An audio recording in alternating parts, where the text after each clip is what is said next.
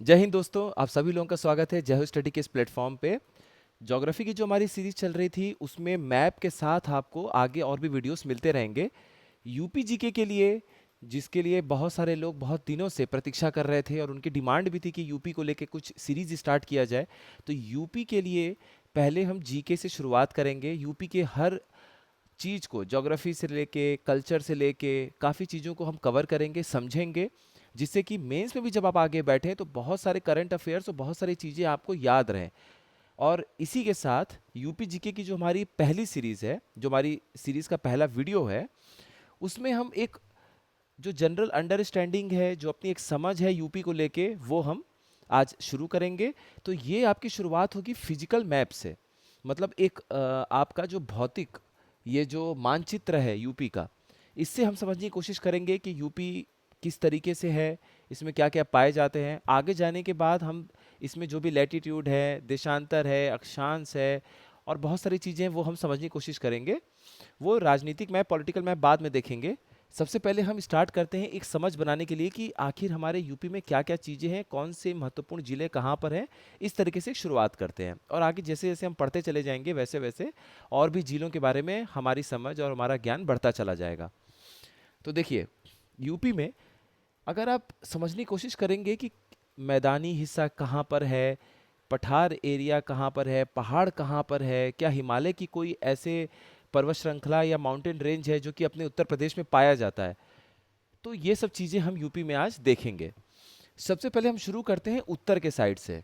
देखिए, ये हमें पता है कि यूपी में आपका ये जो सहारनपुर वाला है, जिला है, ठीक है। सहारनपुर का जिला आपका उत्तराखंड, आपका हरियाणा, हिमाचल प्रदेश सभी को टच करता है। तो यहीं से हम शुरुआत करते हैं।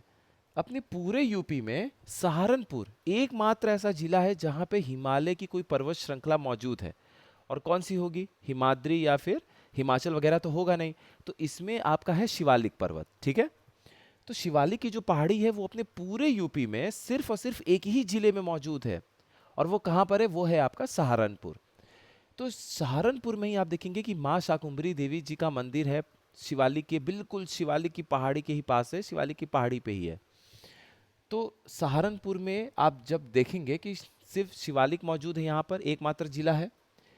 यहाँ से जब भी आप कभी जाएंगे सहारनपुर से देहरादून की तरफ, तो आपको शिवालिक पर्वत पार करना पड़ेगा, क्योंकि देहरादून शिवालिक और हिमाचल की जो पहाड़ी आती है, जो मसूरी की पहाड़ी, ये सब है उनके बीच में है, मिडल हिमालय और शिवालिक के बीच में। तो यहाँ से जब भी आप, ये देखिए रोड का निशान है, तो जब भी आप बाई रोड, मान लीजिए आप सहारनपुर से जाते हैं कहाँ पे, देहरादून की तरफ, तो आपको एक दर्रा, एक पास पार करना होता है जिसका नाम होता है मोहंद पास, ठीक है। इसी देहरादून यहाँ पर लगभग आपका पड़ेगा। ये जो आप देखते हैं ना यूपी में अपने, सहारनपुर और इस क्षेत्र के बीच में कैसे गड्ढा टाइप का मैप में होता है, ये आपका हरिद्वार होता है, ठीक है। तो हरिद्वार आपका प्लेन एरिया आ जाता है। तो हरिद्वार में आप देखेंगे, हरिद्वार आपका यहाँ एक जिला है, ये है आपका बिजनौर। तो बिजनौर और सहारनपुर के बीच में ये आपका हरिद्वार है। यहाँ से सहारनपुर से आप जब भी देहरादून की तरफ इस तरफ बढ़ेंगे, इधर आप पूरब और उत्तर पूरब ना जाके उत्तर पश्चिम साइड में थोड़ा सा आगे बढ़ेंगे तो देहरादून पड़ेगा। तो देहरादून जाएंगे तो मोहंद पास आपको पार करना होता है, ठीक है। अब यहाँ पर बिजनौर जिले को लेके जब हम नदियों को भी लेके समझेंगे, मैप को, यूपी के मैप को, तो आपको ये समझ में आएगा। एक क्वेश्चन बिल्कुल सिंपल सा बनता है कि गंगा जी उत्तर प्रदेश के किस जिले में सबसे पहले एंट्री करती हैं, प्रवेश करती हैं? तो इसका आंसर क्या होगा? इसका आंसर है बिजनौर। तो ये बिल्कुल हरिद्वार के बगल में ये जो जिला आप देख रहे हैं, ये है आपका बिजनौर। और ये आप ऐसे भी समझ सकते हैं, बिजनौर है ये। आप कभी हरिद्वार जाएंगे, आप में से बहुत सारे लोग गए भी होंगे, तो वहां से आप देखेंगे कि बस स्टैंड पे जो बस है वो आपको बिजनौर के लिए ज़्यादा सुनाई देता है। क्यों? क्योंकि बिजनौर सटा हुआ जिला है यूपी का, और गंगा जी यहाँ से ऐसे घूमती हैं बिजनौर से होते हुए, फिर आगे ऐसे बहते हुए जाती हैं। जब हम कभी पढ़ेंगे बाद में, अभी बहुत सारी जानकारियां हैं, तो बिजनौर से आपको पता चलेगा कि नरोरा के साइड में कुछ जो आपका क्षेत्र है वो कुछ कहलाता है, ठीक है। वो क्या कहलाता है बाद में देख लेंगे। अच्छा, तो हम यूपी को इस तरीके से बांटने की, समझने की कोशिश करते हैं कि एक तो हमारा ये शिवालिक की पहाड़ी सहारनपुर में मिल गई। अब उसके बाद आप देखेंगे धीरे धीरे जैसे आगे बढ़ेंगे, बिजनौर है, फिर आपको आगे यहाँ पे पीलीभीत जिला देखने को मिलेगा, यहाँ पे लखीमपुर खेरी देखने को मिलेगा। और भी बाकी हम मैप झीलों को समझेंगे। तो यहाँ पर आपको ये कंकड़ जैसे कुछ हिस्सा दिख रहे हैं। ये कंकड़ जैसे एरिया क्या कहलाते हैं? पहाड़ों के बाद ठीक जो एरिया होता है वो आपका एकदम प्लेन मैदान जैसा नहीं होता है, कि मतलब सिर्फ मिट्टी, मतलब ऐसे कि आपका ये पहाड़ है और पहाड़ के नीचे से बिल्कुल शुरू हो गया मैदानी क्षेत्र, ऐसा नहीं होता है। बीच का एक ऐसा एरिया होता है जो कि न पूरी तरह से पहाड़ है न पूरी तरीके से मैदानी क्षेत्र है, वहां पे आपको कंकड़ के ढेर देखने को मिल रहे हैं। और वो कंकड़ के ढेर आपके क्या कहलाते हैं? भाबर का एरिया। तो वो भाबर वाला क्षेत्र कहलाता है, भाबर रीजन। तो यहाँ पे आपको जैसे इंग्लिश में आप हमेशा देखने को मिलेगा, जो बड़े पत्थर आपको टुकड़े देखने को मिलते हैं भावर क्षेत्र में, उनको बोल्डर कहते हैं, बड़े वाले पत्थर को। और छोटे छोटे जो कंकड़ देखने को मिलते हैं उनको हम पेबल बोलते हैं। तो बोल्डर और पेबल अक्सर ये दो टर्म देके ज्योग्राफी में पूछ देते हैं कि कौन से क्षेत्र में पाए जाते हैं। तो ये दोनों क्या है? भाबर के एरिया में पाए जाते हैं। तो भाबर का क्षेत्र आप देखेंगे, जैसे जैसे आप पूरब की तरफ आगे बढ़ते हैं इधर, तो ये धीरे धीरे धीरे करते हुए भाबर का क्षेत्र खत्म होने लगता है। ये अधिक से अधिक आपका पीलीभीत, लखीमपुर खीरी जाते जाते समाप्त हो जाता है। और ये सबसे अधिक आपको सहारनपुर में देखने को मिलता है। उसके बाद आप ये नीले रंग का ये इंक के साथ देख रहे हैं, ये तो ये जो क्षेत्र है आपका, ये आपका तराई वाला क्षेत्र है। अब तराई वाला क्षेत्र क्या है? कोई भी नदी पहाड़ से जब उतरी, पहाड़ से नीचे उतरी कंकड़ वाले क्षेत्र में, अब अगर आपके पूरे ढेर सारे कंकड़ पत्थर फैले हुए हैं तो जाहिर सी बात है कि नदी उनके ऊपर से तो बहते हुए जा नहीं रही है, नदी उनके नीचे से कहीं बहते हुए जा रही है। तो नदी आपको लगी कि खो सी गई है। और फिर उसके बाद एक ऐसा दलदली वाला क्षेत्र आता है, उसे हम तराई कहते हैं, जहाँ पे वो नदी फिर से निकलती है। तो ये जो तराई वाला आप क्षेत्र देख रहे हैं, देखिए कैसे आप पूरब साइड में जब आते हैं, इधर आप कुशीनगर के क्षेत्र में आते हैं, तो देखिए ये किस तरीके से यहाँ पे आप देखिए सहारनपुर में तराई रीजन कितना कम है, लेकिन धीरे धीरे धीरे धीरे ये देखिए इसकी कैसे, ये देखिए कैसे इसकी चौड़ाई बढ़ती जा रही है। तो क्वेश्चन ये भी आता है आपका कि कौन सा यूपी का ऐसा जिला है जहाँ पे ये तराई क्षेत्र सबसे अधिक आपकी चौड़ाई में पाया जाता है? तो वो कौन सा क्षेत्र है, कौन सा जिला है? वो है आपका कुशीनगर। और ये लगभग आप मान लीजिए कि 80-90 किलोमीटर की चौड़ाई तक तराई रीजन है। तो बहुत बड़ी बात है 80-90 किलोमीटर, ठीक है। 80-90 किलोमीटर तक है तराई क्षेत्र, सबसे अधिक कुशीनगर में आपको मिलेगा। कुशीनगर बिल्कुल ऐसे बिहार के ये पश्चिम चंपारण, इधर आप आएंगे तो बिहार का ये पश्चिम चंपारण वाला क्षेत्र है। फिर ये पश्चिम चंपारण बिहार का एक अलग हो जाता है। जैसे ये सहारनपुर में आपको देखने को मिल रहा है एकमात्र शिवालिक वाला जिला, वैसे ही पश्चिम चंपारण भी आपका एकमात्र शिवालिक वाला जिला आता है बिहार में। अच्छा, चलिए हम यहाँ पर देख लिए भाबर, और भाबर के नीचे देख लिए तराई। अब इसके बाद जो ये आप हरे रंग में ये डॉटेड वाला एरिया देख रहे हैं, ये गंगा के मैदानी क्षेत्र हैं, गैंगटिक प्लेन है।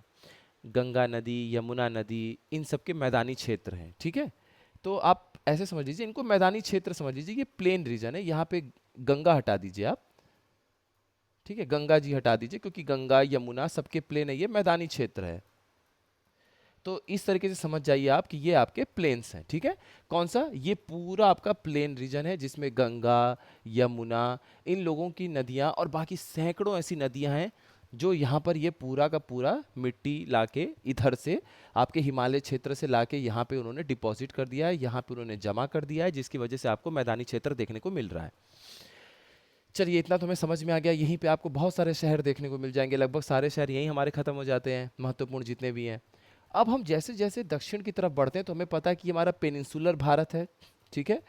तो जब हम यूपी में दक्षिण की तरफ आना शुरू करेंगे तो यहाँ पर आपको पठार और पहाड़ दोनों क्षेत्र देखने को मिलेगा, ठीक है, मैदानी क्षेत्र से अलग।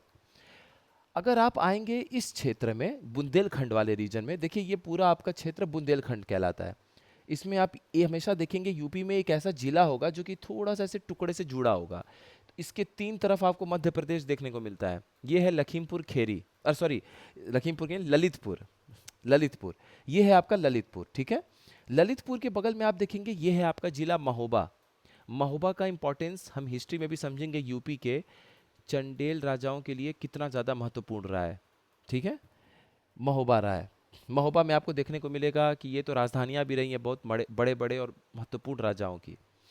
उसके बाद आप देखने को मिलेगा ये बुंदेलखंड पूरा क्षेत्र है जो ये डॉटेड लाइन में है।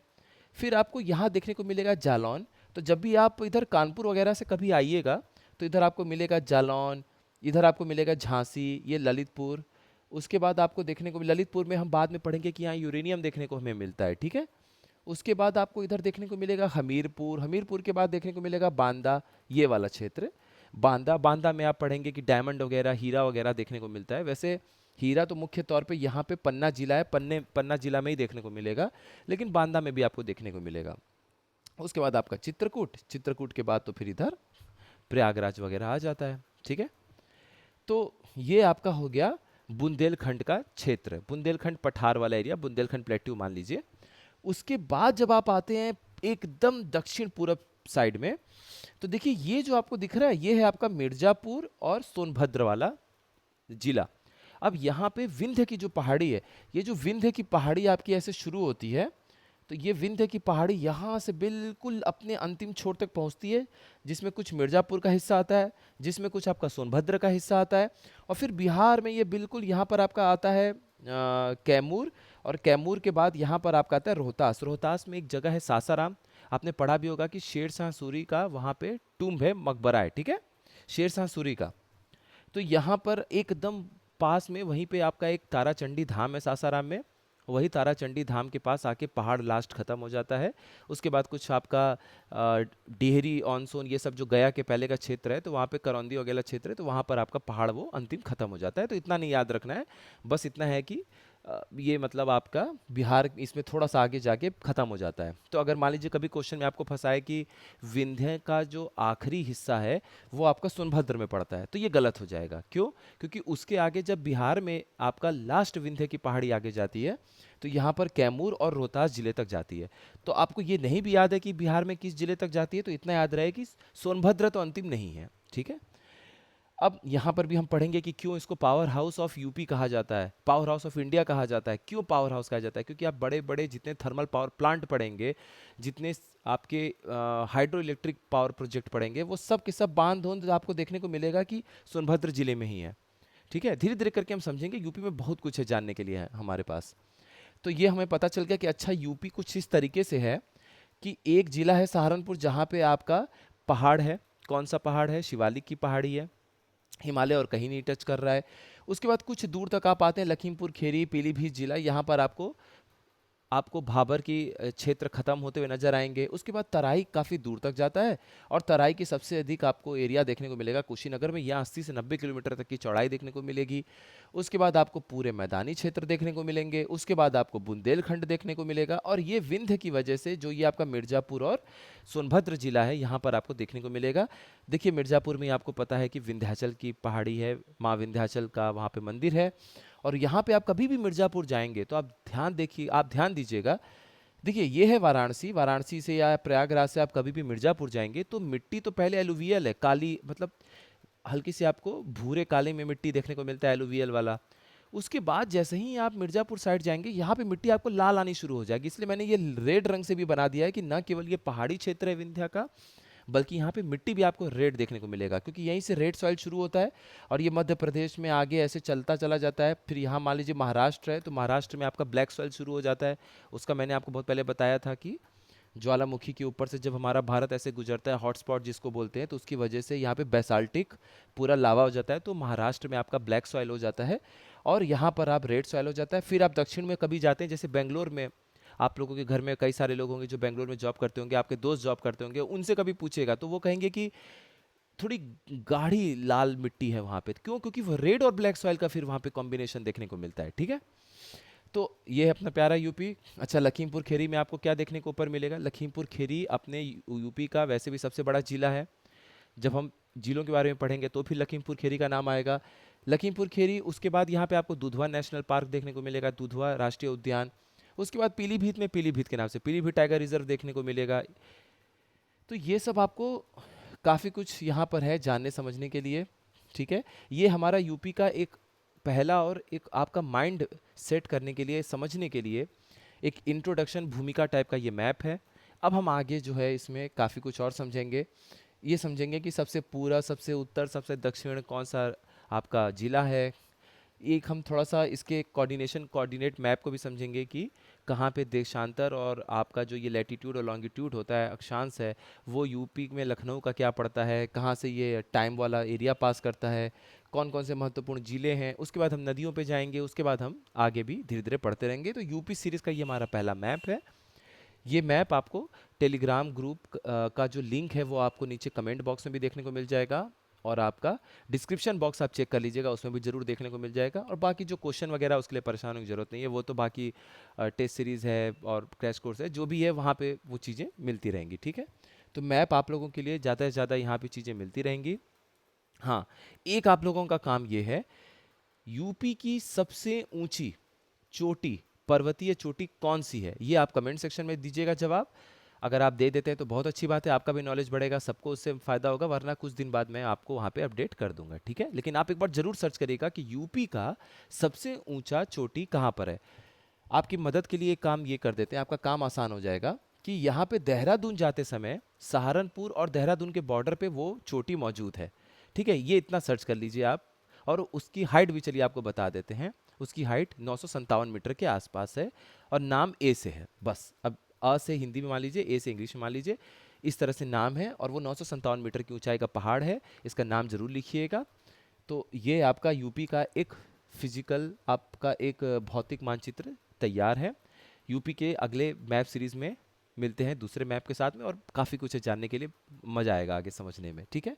तो ये आपका पहला आज का वीडियो कंप्लीट होता है। अच्छे से आप लोग पढ़ते रहिए, मिलते हैं अगले वीडियो में। आप सभी लोगों का बहुत बहुत धन्यवाद।